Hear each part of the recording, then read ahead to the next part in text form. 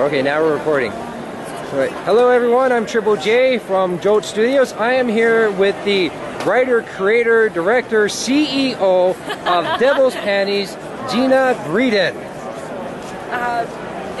It's usually Jennie Breeden, but yes, Jennie that's Breeden. close enough. Gina Biggs does Red String, and she's my manager for, she's the owner of Filthy Figments, which is an all-female website that does adult material. Yep. So not as much plot as you would think from all-female writers. Yep. Do you think you could get her up here one year? Because we'd love to have her up here.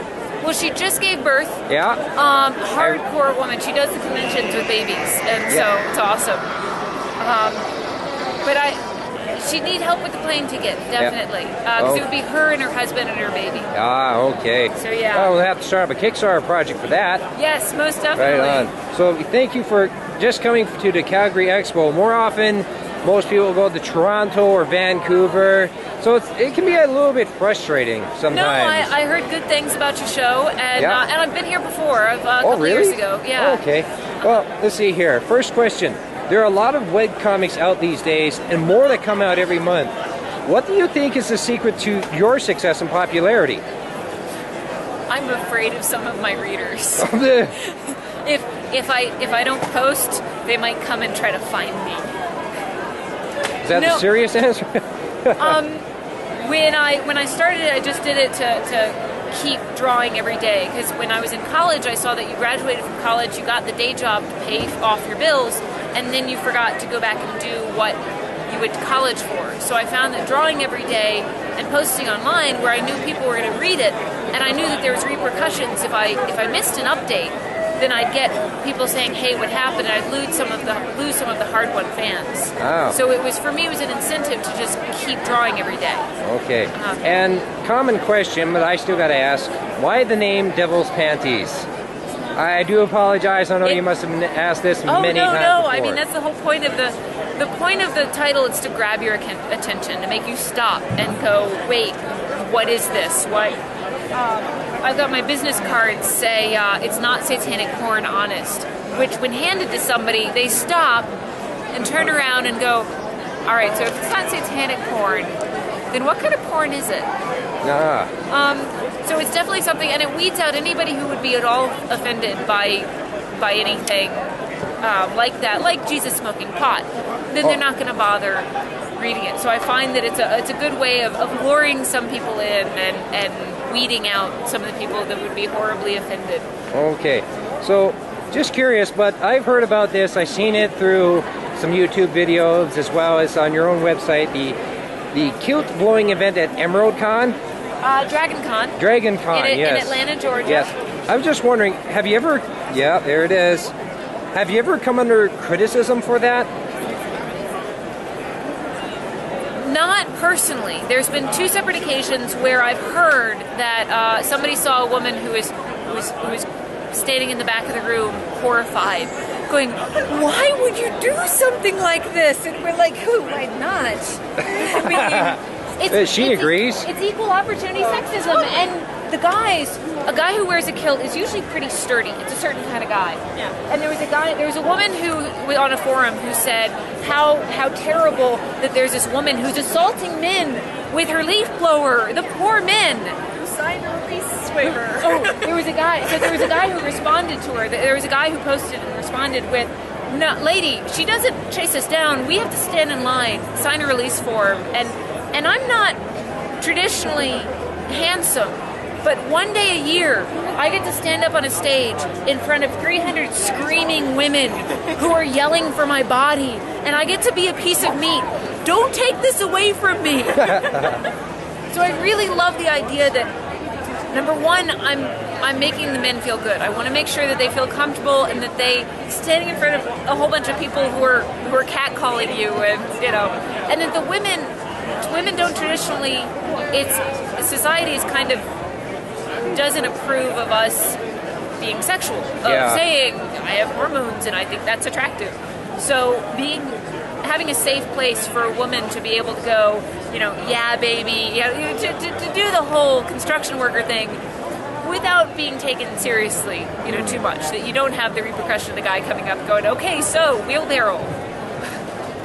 Like, no, that was just Okay. So what are some of the plans for the future of Devil's Panties?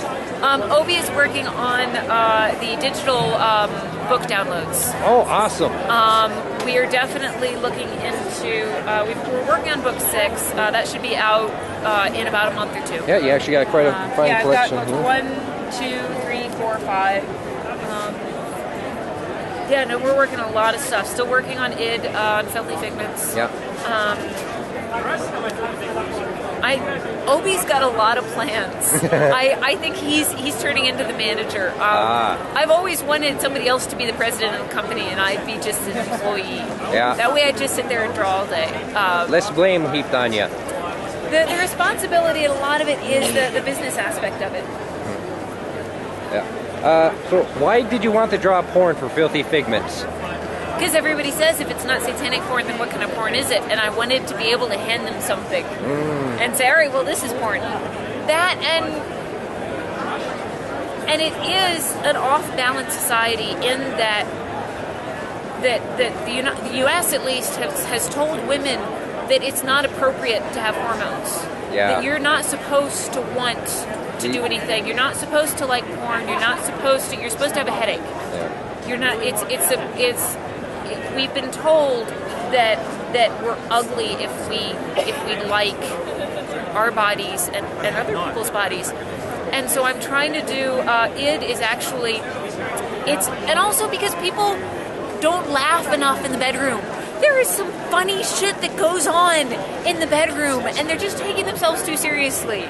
You really have to love the person you're with, because you're going to be in some positions, and there's things are going to move in ways that you have to really love and you have to be comfortable with who you're with, because you're gonna embarrass yourself the most in front of anybody else in your life. And so I do like that aspect of being able to have healthy, positive with your own body and positive with other people's bodies. And it's in adult material.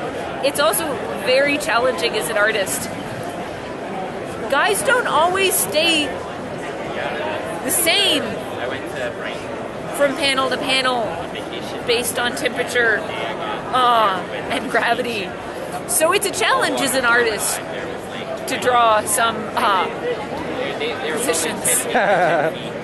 Oh, that's awesome. What's the next question? Last one. What do you think makes a geek? Or alternatively, what does being a geek mean to you? There's a difference between geek and nerd. Nerd is more math and science. Geek, you can geek out over anything. It's something that you have a passion for, and it doesn't matter, how are you, what society says, what your parents say. Sometimes you're a closet geek.